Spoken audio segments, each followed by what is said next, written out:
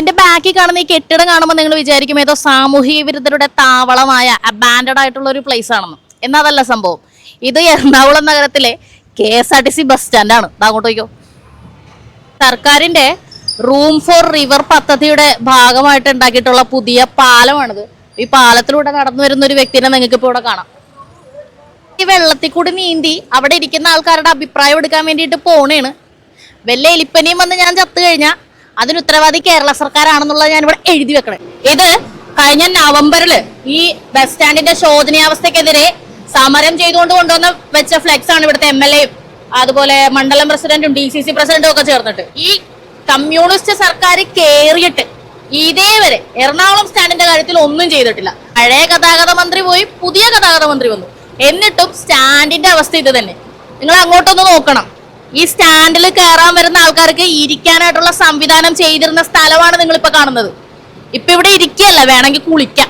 ഇവിടെ എന്തോരം വെള്ളം കയറും എന്ന് അറിയാൻ വേണ്ടിയിട്ട് ഇവിടെ വാട്ടർ ലെവൽ സെൻസർ ഒക്കെ വെച്ചിട്ടുണ്ട്. ഹൈടെക്. ഇത് സ്റ്റേഷൻ മാസ്റ്ററുടെ ഓഫീസിന്റെ ഫ്രണ്ടിലാണ് കേട്ടോ നിൽക്കുന്നത്. റോഡ് സുരക്ഷ, ജീവൻ സുരക്ഷ എന്നൊക്കെ എഴുതി വെച്ചിരിക്കുന്നത്. പുകവലി പാടില്ല എന്ന് എഴുതി വെച്ചിട്ടുണ്ട്. പുകവലി പാടില്ല, പക്ഷെ പട്ടിയും പൂച്ചയും എലിയും പാറ്റ വരെ പാടും ഈ വെള്ളത്തിൽ. ഞാനിപ്പോ കൊല്ലത്ത് പോയിട്ട് വരുവാ.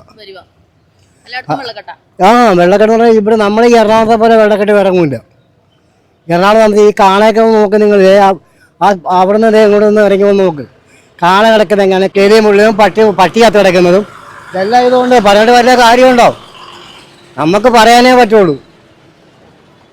പത്ര വിഷമം കൊണ്ട് ഈ റോഡിൽ കൂടി നടക്കുന്ന കാരണം സ്റ്റാൻഡ് കിടക്കുന്നത് ഈ കോലം പക്ഷെ നിങ്ങൾ നോക്കൂ. ഈ അറ്റം നിങ്ങൾ തിരിഞ്ഞു നോക്ക്. ഇതെങ്ങനെയാണ് കിടക്കുന്നത്? ആരൊക്കെ പറയാനാ? അതും വളരെ ആര് കാര്യമില്ല. എറണാകുളം പോലൊരു നഗരത്തിൽ ഇങ്ങനെ ഒരു ബസ് സ്റ്റാൻഡ് പ്രതീക്ഷിക്കുന്നുണ്ടോ?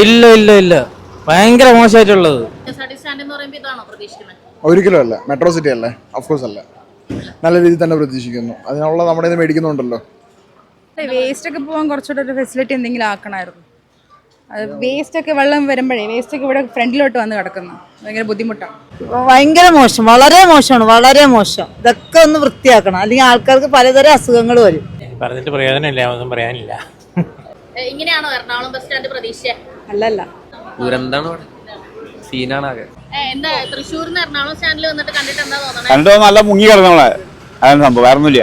ഇപ്പൊ ഇത് എങ്ങനെയൊക്കെ പറഞ്ഞെന്ന് പറഞ്ഞാലും എന്തൊക്കെ വിഷ്വൽസ് നിങ്ങളെ കാണിച്ചെന്ന് പറഞ്ഞാലും നിങ്ങൾക്ക് ആർക്കും ഇതിന്റെ തീവ്രത മനസ്സിലാവില്ല, വന്ന് ഇത് അനുഭവിക്കുന്നത് വരെ.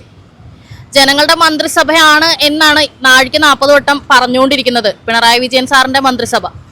ആ പറയുന്നതിൽ സത്യം ഉണ്ടെന്നുണ്ടെങ്കിൽ കിയാ കാർണിവലിൽ നിന്നൊന്ന് താഴേക്ക് ഇറങ്ങി ഈ വെള്ളത്തിൽ കൂടെ ഒന്ന് സഞ്ചരിച്ച് ഈ KSRTC ബസ്സിൽ ഒരു ദിവസമെങ്കിലും ഒന്ന് യാത്ര ചെയ്ത് കാണിക്കും. വെല്ലുവിളിക്കാണെന്ന് തന്നെ വെച്ചോ. സപ്പോർട്ടേഴ്സിന് വല്ലതും പറയാനുണ്ടോ? ഇതിന്റെ അടി പറഞ്ഞോ.